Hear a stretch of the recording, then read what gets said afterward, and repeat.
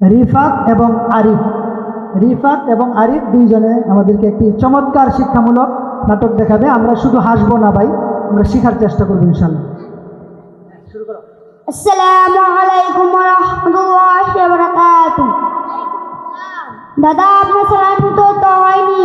আমি 80 বছর ধরে এভাবে সালাম দিয়ে আসছি, তুই বলছেন সালামে উত্তর হয়নি। দাদা, রাগ হবেন না, আমি বলছি আপনি শুনেন। আচ্ছা বলো। ওয়া আলাইকুম আসসালাম ওয়া রাহমাতুল্লাহি ওয়া বারাকাতুহু।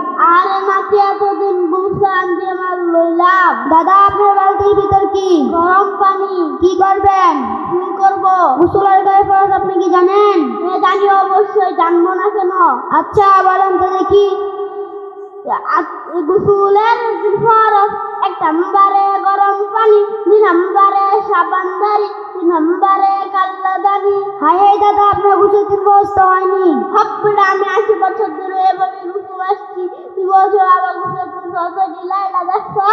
দাদা, রাগ হবেন না, আমি বলছি আপনি শুনেন। আচ্ছা বলো। গোসলের 3 ফরজ: ভালোভাবে কুলি করা, নাকে পানি দেওয়া, সমস্ত শরীর ভালোভাবে ধৌত করা। আরে নাতিন, তুমি কোন মাদ্রাসায় পড়ো? মাদ্রাসা আসহাবুল সুবহান ইসলামী একাডেমিতে পড়ি।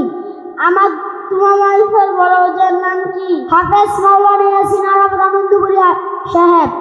আমার 2টি নাতিন আছে, একটা 7 বছর, একটা 9 বছর। ওদের কি তোমার মাদ্রাসায় ভর্তি করানো যাবে? হ্যাঁ যাবে, মাদ্রাসায় নিয়ে আসেন। আচ্ছা। আসসালামু আলাইকুম ওয়া রাহমাতুল্লাহি ওয়া বারাকাতুহু। মাশাআল্লাহ।